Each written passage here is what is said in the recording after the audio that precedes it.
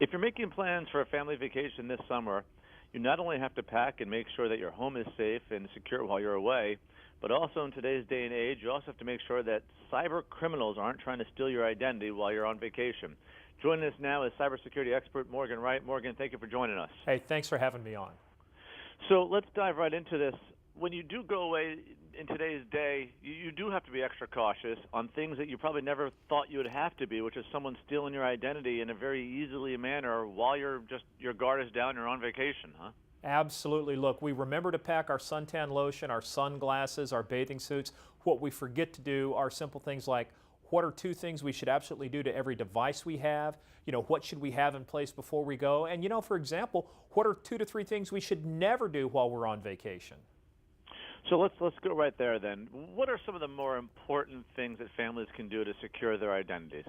A couple things they can do is, number one, if you're taking tablets or smartphones with you or laptops, password protect, passcode protect everything, use your fingerprint, protect every device you have. Never leave home without protecting those things.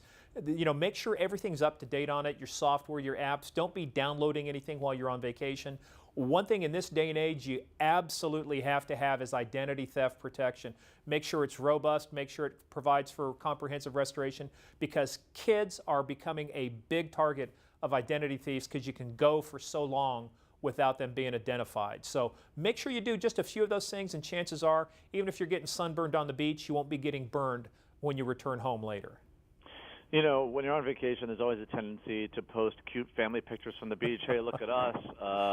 Or even if you're away, you need money and you're using ATMs and stuff. I mean, are these things that you have to be concerned about now when you're on vacation? Absolutely. Look, everybody wants to use social media. Everybody wants to impress people and say, here's the resort we're staying at.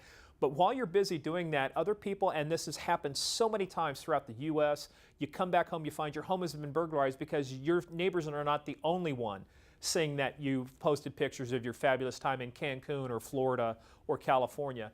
But the other times, when you go on vacation, a lot of people have the temptation to want to take the kitchen sink, including all their credit cards. Leave those at home. Only take what you really need. And if you do use an ATM, make sure it's in a trusted location. So many scams come from running your credit card through there that uses a card skimmer. It captures your credit card information. Then there's a little camera in the top watching you put in your PIN number, and then poof, your money disappears faster than your suntan does on vacation. So just take a few simple steps to protect yourself.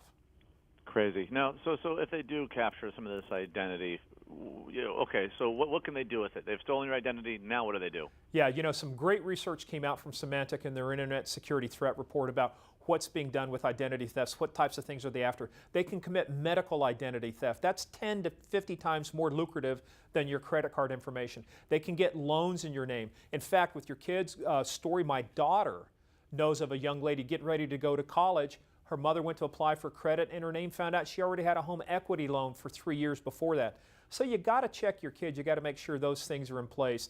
Things have changed. Our devices have become a natural extension of us. So let's just take some steps to protect what we do in the real world and what we do online, and chances are you'll reduce a lot of these threats that you're not aware of. Morgan, you keep talking about identity theft and also identity security. What is identity security?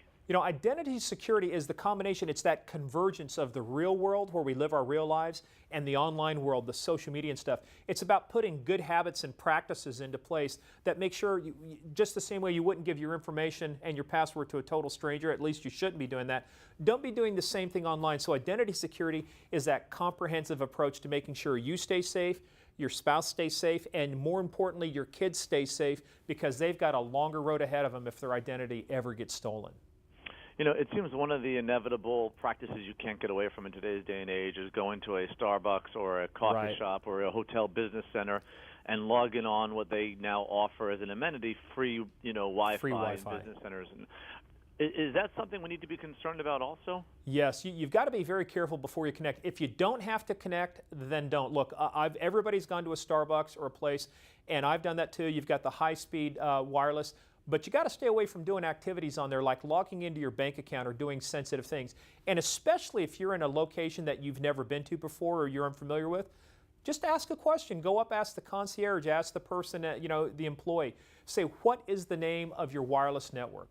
What's the name? Please write it down for me. You want to make sure that you're connecting to, let's say, Capital One instead of Crook One. You don't want somebody draining your bank account while you're online thinking you're on the real network. So just some simple steps, but you're absolutely right. Wireless networks, these things are becoming so common. They're just a commodity now. People expect it. So do criminals, and criminals expect you will be connecting. Hopefully you'll be connecting to their network instead. All wonderful tips. Morgan, where can we go for more information? Look, hey, get more information. Download our free guide, the top 10 do's, the top 10 don'ts to identity security this summer vacation. morganwright.us/travel tips. It's a free guide, a checklist. Use it before you go on vacation because we want you to enjoy your vacation. Great. Thank you for your time today. Hey, appreciate being on. Thanks for having me.